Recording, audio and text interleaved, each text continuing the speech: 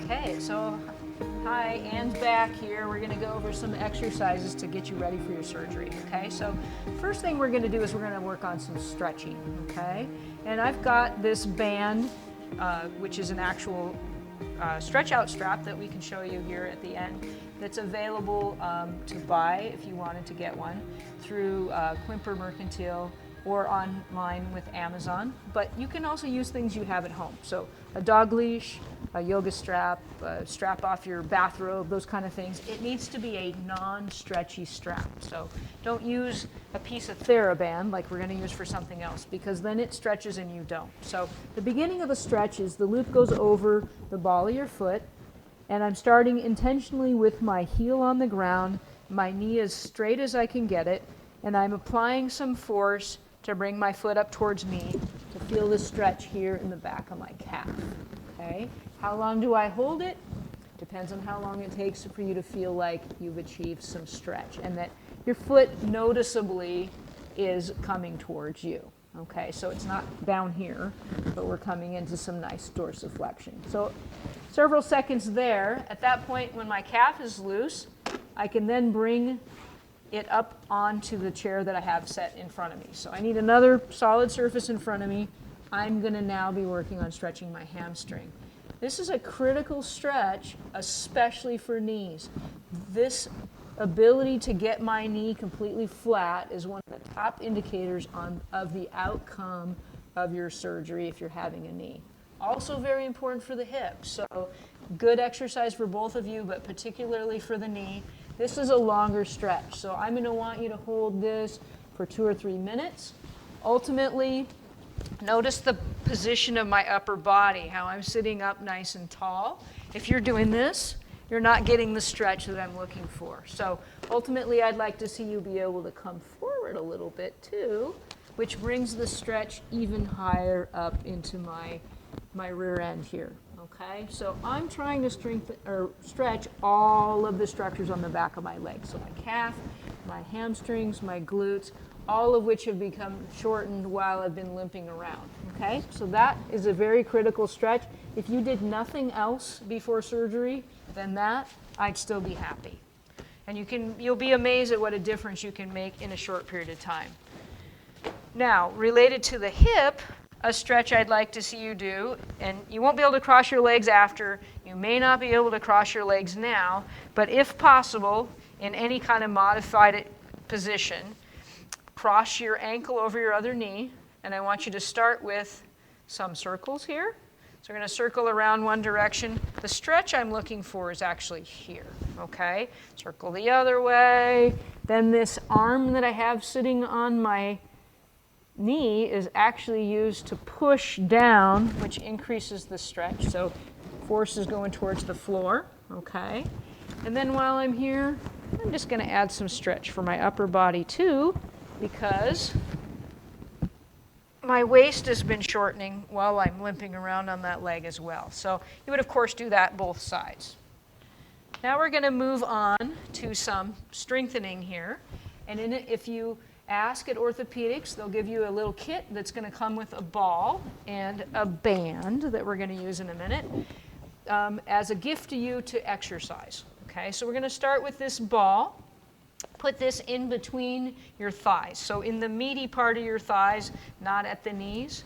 This is for your inner thigh muscles, your hip adductors. It's also good for your pelvic floor and your core. So notice again, I'm sitting up tall, I'm away from the back of the chair, and the squeeze, I'm going to take up the slack of the ball, hold that for a 5 count, ease off, and you would repeat that one 10 times. Okay, now, incidentally, if you're having a knee done, the ball is a great device for getting some mobility back after knee surgery, especially if you don't have a bike or anything like that. This is something you can use. So keep the ball handy. Don't give it to the grandkids. It's for you. So then we're going to also have a piece of band in the little kit. The band gets tied around the knees with the knees up close to each other. I'm going to tie this in a bow rather than in a knot, because if I tie it in a knot, it makes it really hard to get out. Again, just above the knees. With the band, I'm going to push out, hold out, count to 5, slowly, and then ease back together. You would do that one then also 10 times. This is the critical exercise for the hip replacement. This is reconditioning, or at this point, strengthening in preparation for your surgery, the very muscles that help keep that joint replacement in place, okay? So now I've freed myself up, and while I'm here, I'm going to work my core a little bit, because the core is really the key to the whole thing. If I don't have a strong core, I can't walk around. I'm just a jellyfish. So I'm going to show you how to get your hands in here. So if you see, I've got my hands palm down. This is just looped through my thumbs. And then if I turn my hand to the inside, I can wrap it so that I'm protecting my hands, okay? The closer I am together with the band, meaning my hands, the more resistance I get. So if I'm pulling here as opposed to here, I get a lot more resistance. So here I am in the band, I'm sitting up nice and tall, and I'm keeping my elbows straight, and I'm gonna push or pull apart until I'm about my shoulder's width. Hold that position for 5 seconds, and then slowly back together. So that's one exercise, aiming for 10 with a 5-second hold. The second one is at an angle, so at about 45-degree angles to each other. I've got my hands, again, my elbows are straight. I'm gonna move my hands equidistant from the middle. Hold that at my end point. Try to do 10 in that direction with that 5-second hold, and 10 in the other direction, okay? This is for your obliques, the muscles of your core that go at angles just like the same angle I'm making here, okay? Then if you have a partner or a pole, I don't have one right here, but you would do a rowing exercise where you would affix this to something, and then I would pull back like this. Again, sitting nice and tall. I'm keeping my core active. 10 there. Then I can also put it behind my back, and I'm going to cinch up. So this is going basically right under my shoulder blades.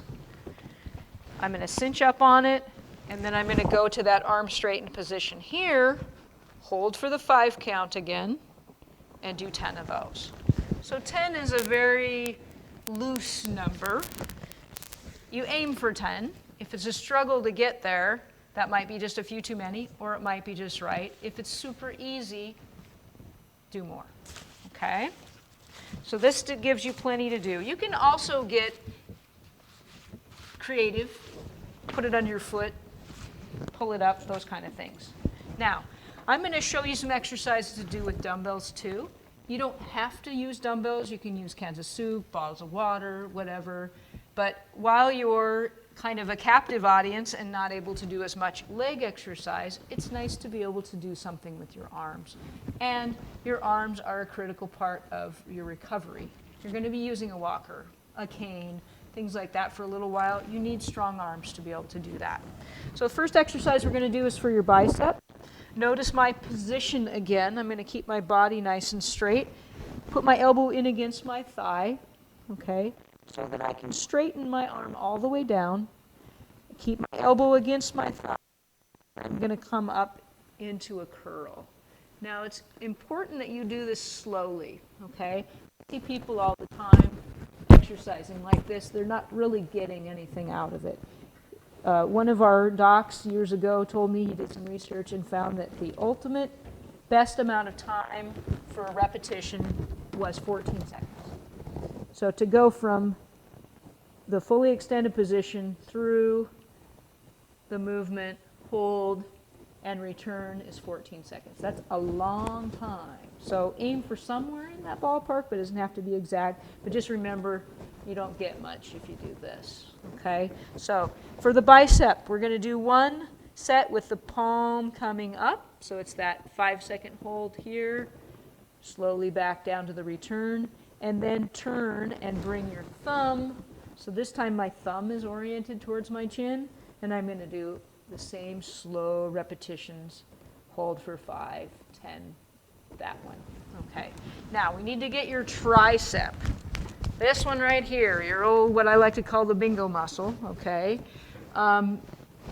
That's the muscle that really pushes down on your walker, helps you get up out of chairs, okay? So there's several positions you can do it in.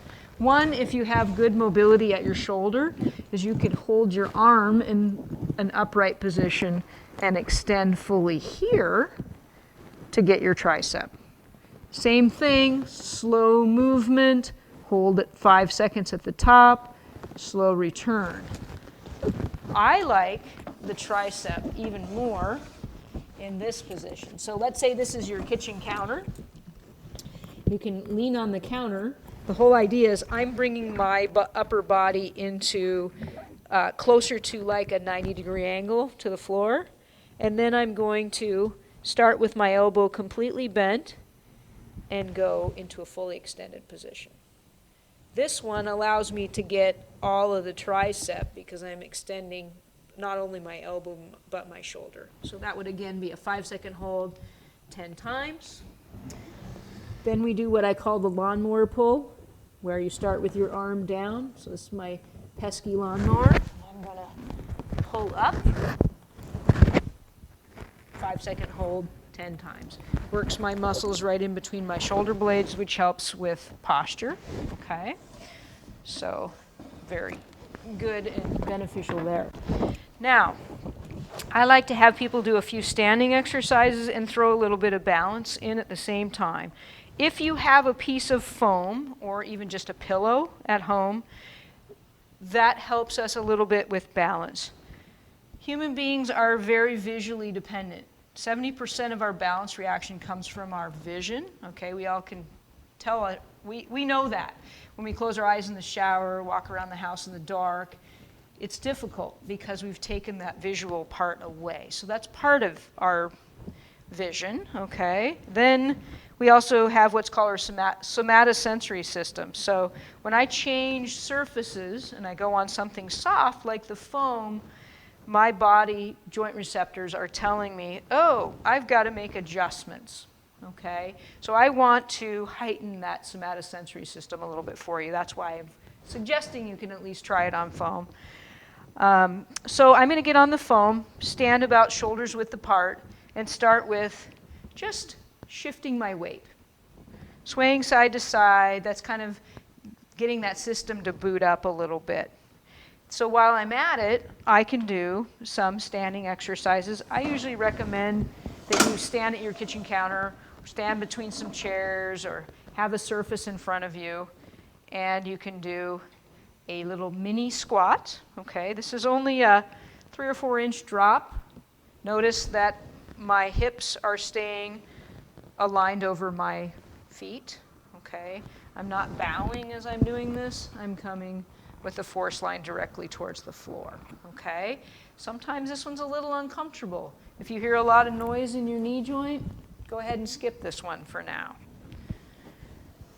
So again, maybe a 5-second hold. You just have to see how it feels. Aim for starting around 10 there.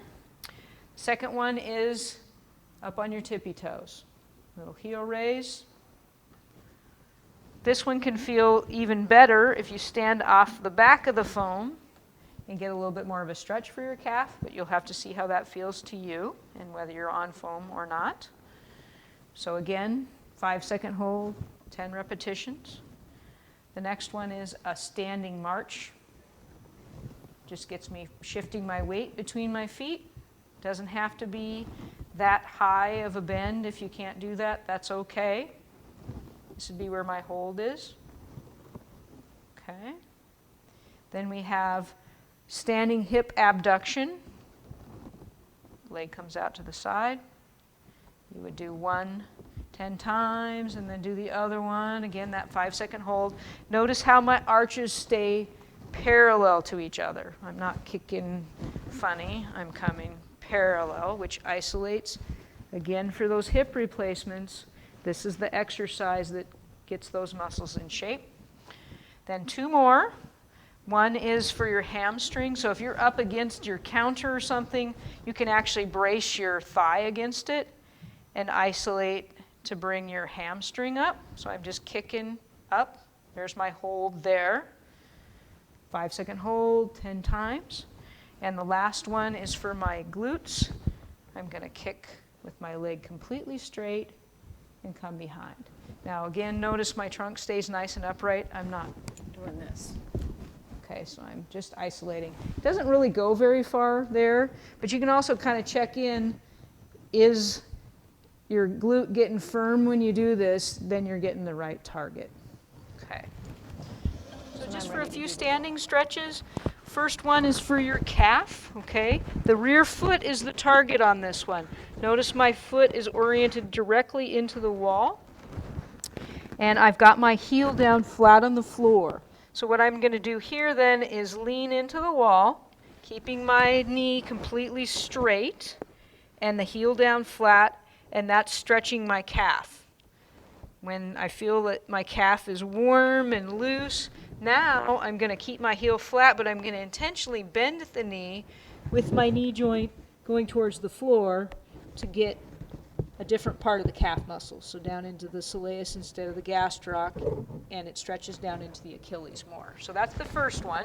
You would do that on the other side as well, okay? And then we're going to do a stretch for your hip flexor. So these muscles on the front of your thigh. So this time, in that same position, I'm going to come up at the heel, so up on my toe, drop my knee towards the floor, and then try to lean away, and I feel a stretch here in the front of my thigh. Okay? A little bit harder position to achieve for some people, so don't worry if you can't do it.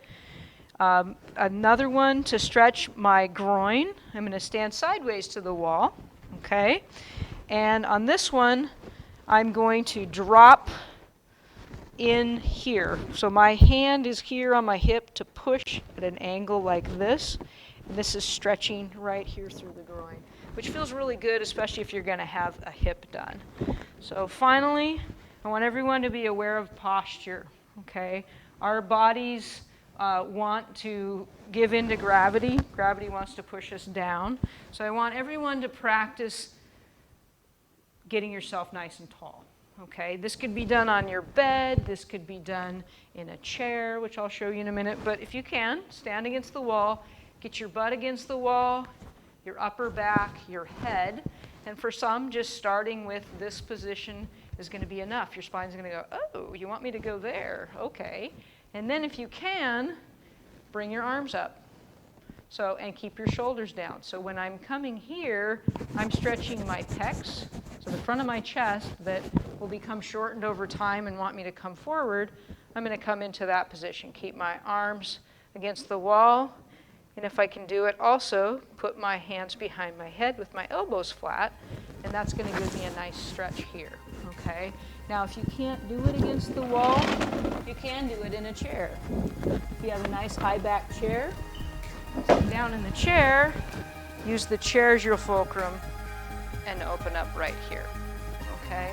So all this nice lengthening is one of the things that our body really needs. Okay? So work on posture. Keep yourself stretching. Like I said, if you did nothing other than stretch, that would help us.